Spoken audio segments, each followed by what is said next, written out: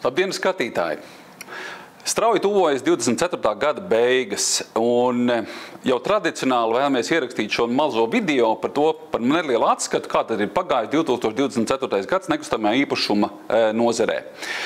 Neslēpšu, gads ir bijis pietiekoši stagnātisks, un ja mēs skatāmies, teiksim, mūsu visu valsts kopējo ekonomiku, lai ko mums solīta ekonomisti, cipari rāda noteikti pretējo. Mēs tā kā dzīvojam tādā mazliet tādā ilūzijā, ka tūlīt mums visiem ies labāk, un tad pienāk gada beigas, un mēs skatāmies, atkal, kā saka, mūsu IKP ir nokritis. Tieši līdzīgi kā nekustamā īpašuma nozare, ja mēs salīdzinām šos vairākus, teiksim, segmentus, otrreizējais mājokļu tirgus, jaunie projekti, un atkal senais jautājums, kas tad notiks otrreizējo mājokļu tirgu, kas ar viņiem notiksies, vai viņus pirks, nepirks, kad viņi sāk sagāzties, ziniet, nekas īsti nenotiks un nemainīsies, un cilvēki pirks to, ko viņi var atļauties pirkt. Un noteikti mazai atkāpē gribētu novēlēt, lai viņi var atļauties vairāk. Bet atkal vairāk kā publiski esmu minējis, diemžēl, ka mūsu ekonomika ir vāja, un lai mēs varētu, kā saka, atļauties pirkt vairāk un varbūt šo ekonomiku attīstīt, diemžēl ir jāsaka, ka cilvēkiem ir jāpelna mazliet vairāk. Lai pelnītu vairāk, arī ekonomikai būtu noteikti jābūt spēcīgākai. Galvenais notikums 2024. gadā bija, ko jau mēs prognozējām 23. gada nogalē, kad kaut kad ir jāsāk krist starpbanku likmēm, ja visu zināmam skaudriem Eiriboram.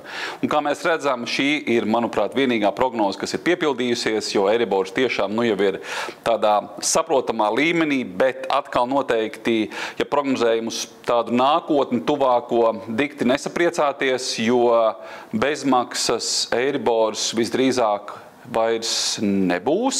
Vismaz 25. gadā noteikti viņš nebūs, ja prognozējam uz priekšu.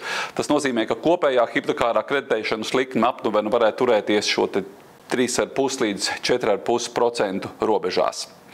Kas vēl ir noticis 24. gadā?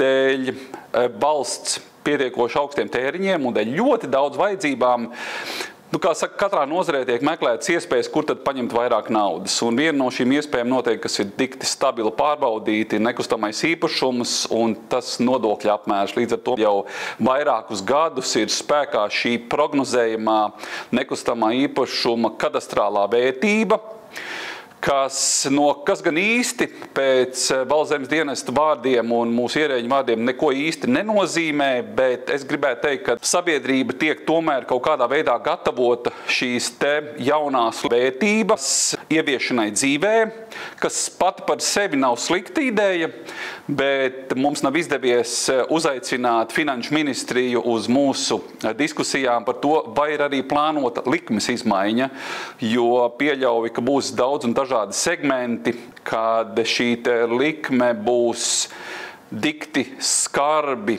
liela pret šo prognozējumu kadastrālo vērtību. Jauno projektu tirgus.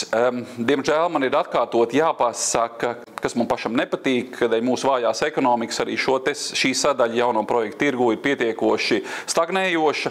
Attīstītājiem iespējas būvēt jaunos projektus ir, manuprāt, es gribētu teikt, nesamērojams. Tur var būvēt un būvēt, bet visam pamatā noteikti ir galvpircējs.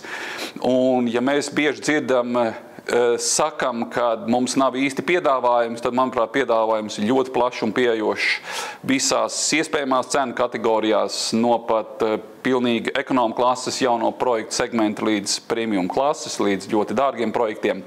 Bet atkal, ja mēs rēķinām tomēr naudas cenu un šo investīciju atdevi, tad investoram ir noteikti ļoti svarīgi kaut kādā pārskatāmā periodā prognozēt pārdošanas tempu. Un atkal, jādēļ mūsu valsts vājās ekonomikas un iedzīvotāju maksātspējas, mēs apstājamies atkal pie šiem nelieliem projektiem ar nelielu skaitu dzīvokļu, lai neiebrauktu, kā saka, ilgajā, garajā pārdošanas termiņā.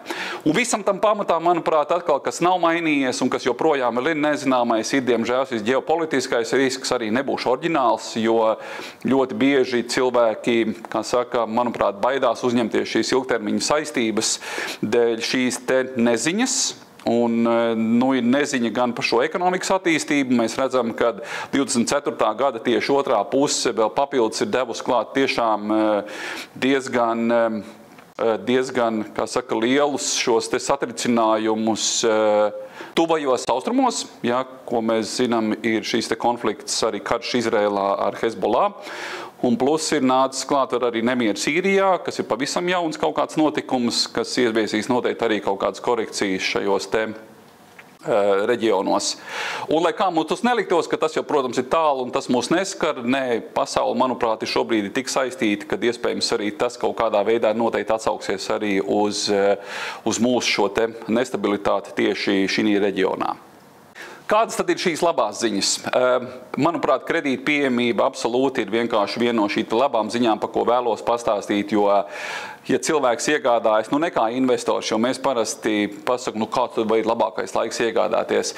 Jebkurš ir labs laiks iegādāties, ja mēs runājam par gala patērētāju, ja mēs runājam par investīciju piesaistēm, tad es domāju, mēs varam diskutēt. Ja tu esi kā investors, tev noteikti pastāv arī kaut kāds risks ir jāuzņemās, bet likmes ir pieejamas.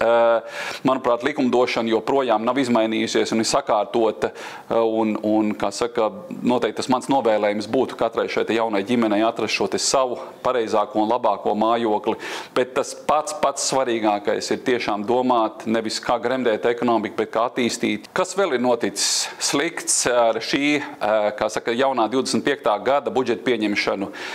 Gada garumā Nekustamo īpašumu darījuma asociācija ir cīnījusies par to, ka mazāk būtu vairāk. Par ko ir stāsts? Stāsts ir par kapitāla nodokļu pieauguma likmi. Cilvēki, protams, reizēm neizprot šī kapitāla pieauguma būtību, un gribu mazliet paskaidrot, ja līdz šim šī likme bija 20%, tad no 25. gada šī kapitāla pieauguma likme būs 25,5%. Šī būs jāmaksā no starpības. Ja jūs pērkat par 100 000, pārdot par 150 000, tad no šiem 50 000 būs jānomaksā šī kapitāla pieauguma likme. Šī ir slikta ziņa, jo cīnījāmies un sūtījām daudz un dažādas vēstules uz valsts šīm budžeta plānošanas institūcijām, kad mūsuprāt 10% būtu daudz adekvātāk un pieņemamāk, jo, diemžēl, arī šī gadā nav izmainījusies kreditēšanas iespēja tieši reģionos, jo reģionos redzam, ka arī notiek ļoti daudz ar pazeminātām īpašumu vērtībām, un, lai cik tas nebūtu skarbi, jo tālāk no Rīgas, jo situācija diezgan drūmāka ir. Tā kā es noteikti 25. gadā gribētu novēlēt cilvēkiem saprast,